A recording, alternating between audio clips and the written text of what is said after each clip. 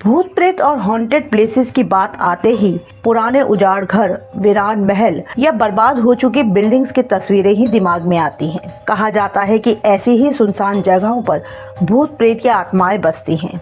पर आज हम आपको एक ऐसे रेलवे स्टेशन की कहानी सुनाने जा रहे हैं जो बनने के 5 साल में ही वीरान और सुनसान हो गया और जिसे बाकायदा रेलवे के रिकॉर्ड्स में एक भूतिया रेलवे स्टेशन घोषित कर दिया गया। यहाँ दिखने वाले भूत का इतना खौफ था कि लगभग 42 सालों तक यहाँ एक भी ट्रेन नहीं रुकी।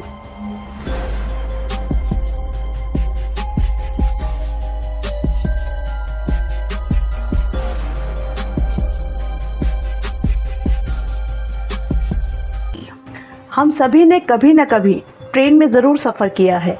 भारतीय रेल को देश की लाइफलाइन कहा जाता है। लाखों लोग डेली इसमें सफर करते हैं। भारतीय रेलवे दुनिया का सबसे बिजी और सबसे बड़ा रेलवे नेटवर्क है। ये अमेरिका, चीन और रूस के बाद चौथे नंबर पर आता है। आज़ादी के बाद से लगातार देश के हर हिस्से को रेलवे लाइन से जोड़ा जा रहा है ताकि देश में हो रही प्रगति का फायदा दूर दराज के इलाकों तक भी पहुंच सके। बढ़ती जनसंख्या के चलते रेलवे स्टेशन पर भीड़ भी बढ़ती जा रही है। ऐसी हालत में अगर किसी पिछड़े इलाके में रेलवे स्टेशन बनने के बाद भी 42 सालों तक बंद रहे तो इसे आप क्या कहेंगे? तो आज की हमारी कहानी है वेस्ट बंगाल के कोलकाता से। कोलकाता से 260 किलोमीटर दूर है पुरुलिया डिस्ट्रिक्ट। आज़ादी के बाद धीरे धीरे देश ने जब तरक्की की राह पकड़ी तब दूर दूर तक रेलवे लाइन बिछाई जाने लगी। तब पुरुलिया के एक गांव बेगुनकुडोर के पास भी रेलवे लाइन डाली गई। ट्रेन का आना जाना शुरू हुआ, लेकिन रेलवे स्टेशन न होने से गांव वालों को 30-40 किलोमीटर दूर यात्रा करके नजदीकी रेलवे स्टेशन से ट्रेन पकड़नी पड़ती थी। तब गांव वालों की मांग पर 1962 में बेगुनकुडोर में अयोध्या हिल्स के पास इस स्टेशन का निर्माण किया गया। अब यहाँ भी ट्रेन रुकने लगी। इससे गांव वालों को भी काफी आराम मिला, लेकिन गांव की ज्यादा आबादी न होने से स्टेशन पर ज्यादा भीड़ नहीं होती थी और शाम तक स्टेशन लगभग खाली और सुनसान हो जाता था। शाम के बाद कभी कभार ही कोई यात्री ट्रेन पकड़ने के लिए आता था या वापसी के लिए यहाँ उतरता था। इसी वजह से इस स्टेशन पर रेलवे स्टाफ भी काफी कम था। 1962 से आगे 5 साल तक इस स्टेशन पर सब कुछ ठीक ठाक था।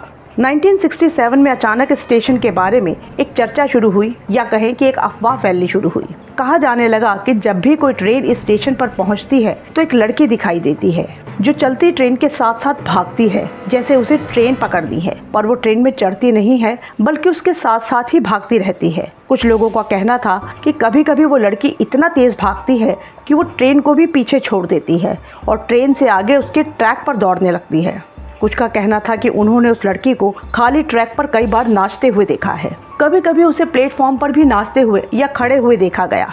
इसके साथ ही स्टेशन के बगल में एक पेड़ पर भी कुछ लोगों ने उसे वहां बैठे हुए देखा था। ये सच था या झूठ किसी को पता नहीं, पर सबका कहना था कि ये किसी मरी हुई लड़की का भूत है।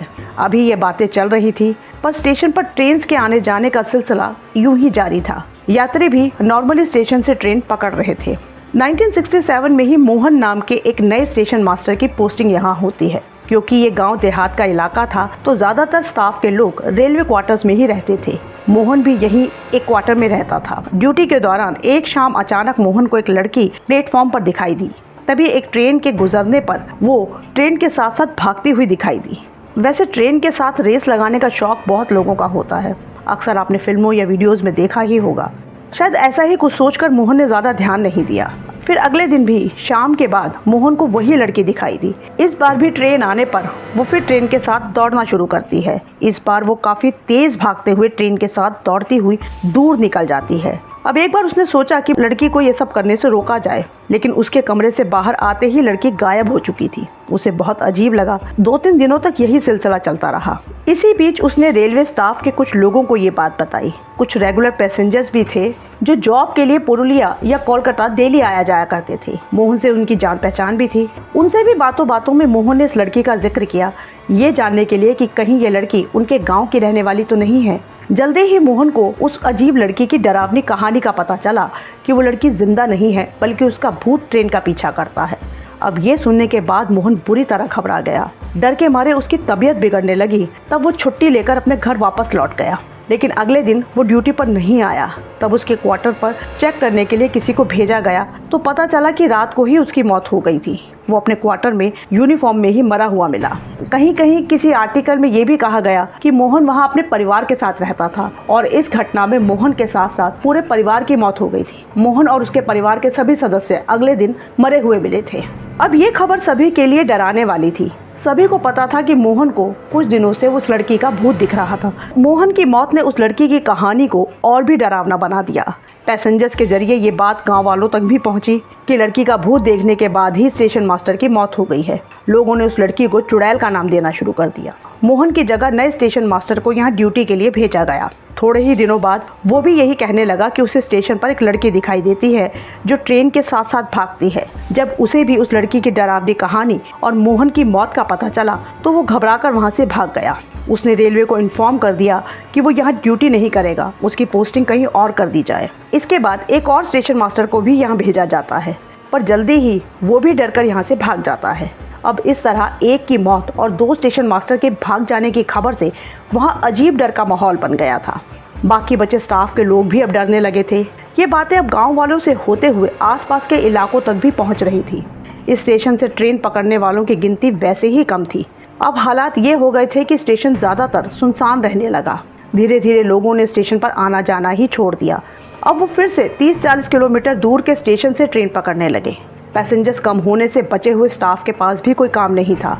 सिर्फ ट्रेन का आना जाना ही हो रहा था, पर ना ही कोई पैसेंजर ट्रेन में चढ़ने वाला होता था और ना ही उतरने वाला।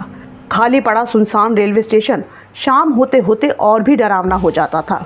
3-4 बजते ही स्टेशन का स्टाफ भी घर चला जाता था। इस हालत में कुछ लोग ऐसे भी थे जिन्होंने यहाँ ड्यूटी करने से साफ मना कर दिया था।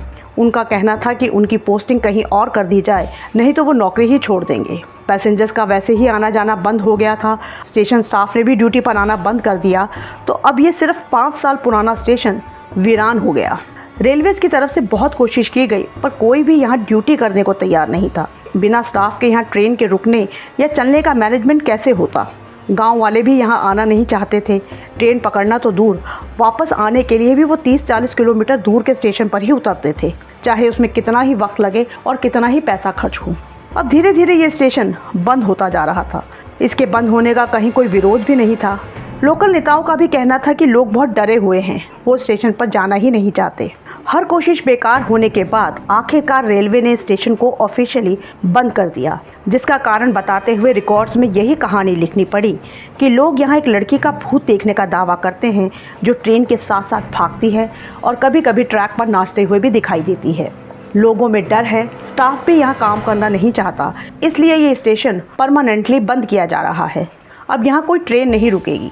गांव वालों की सुविधा के लिए उनकी ही मांग पर बना यह स्टेशन 5 साल में ही बंद हो गया। अब यहाँ से ट्रेन गुजरती तो थी, पर रुकती नहीं थी। अब ये खबर हर जगह फैल रही थी। इस स्टेशन का खौफ इतना था कि जब भी यहाँ से कोई ट्रेन गुजरती थी तो कुछ किलोमीटर पहले ही ट्रेन का लोको पायलट ट्रेन की स्पीड बढ़ा देता था, ताकि जल्दी से जल्दी वो ट्रेन इस स्टेशन को पार कर जाए। इस रूट पर ट्रैवल करने वाले यात्रियों को भी स्टेशन के बारे में पता था। स्टेशन आने से पहले ही वो अपनी खिड़कियां बंद कर लेते थे और दरवाज़ों को भी बंद कर दिया जाता था।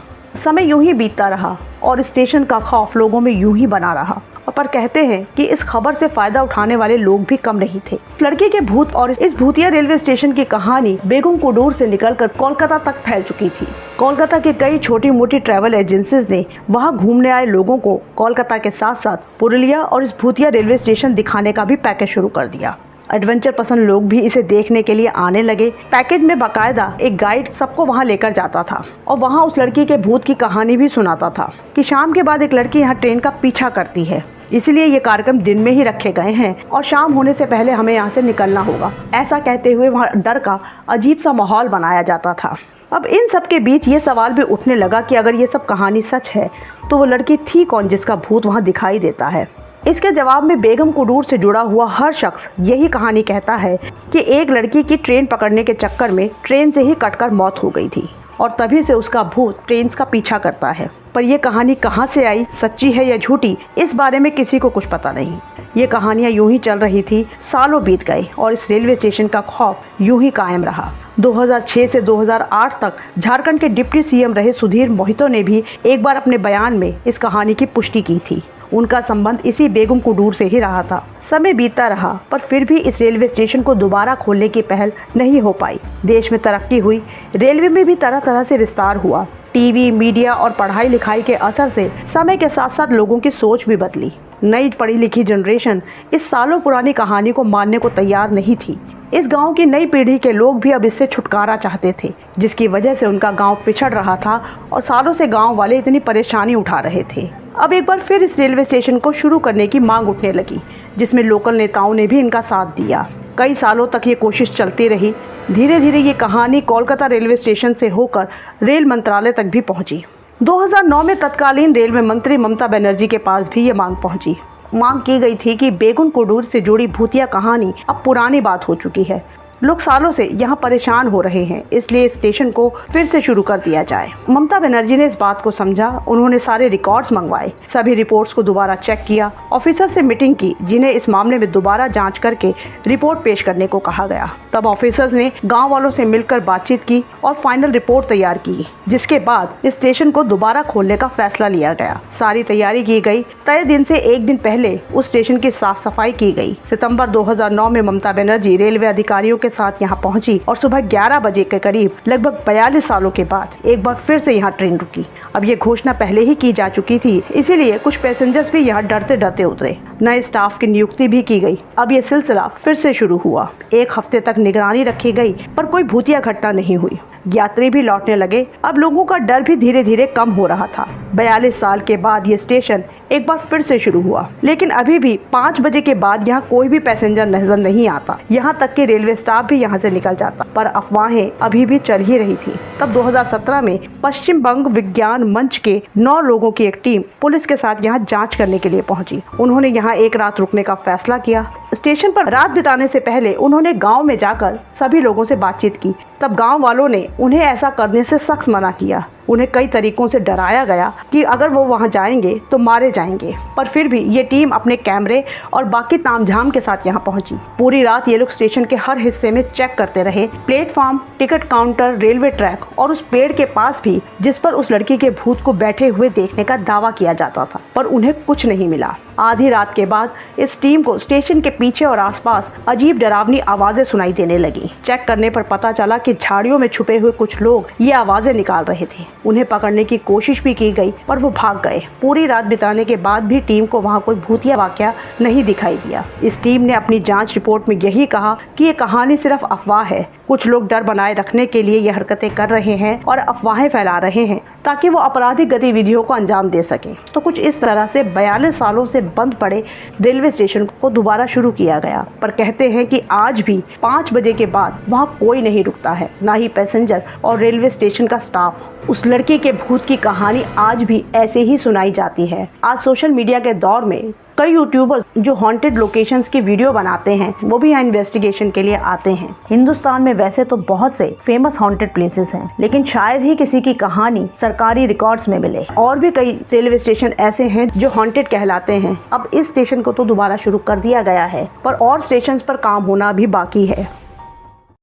अगर आपको हमारा काम पसंद आ रहा है तो वीडियो को लाइक और चैनल को सब्सक्राइब जरूर कर लें। मिलते हैं नेक्स्ट वीडियो में।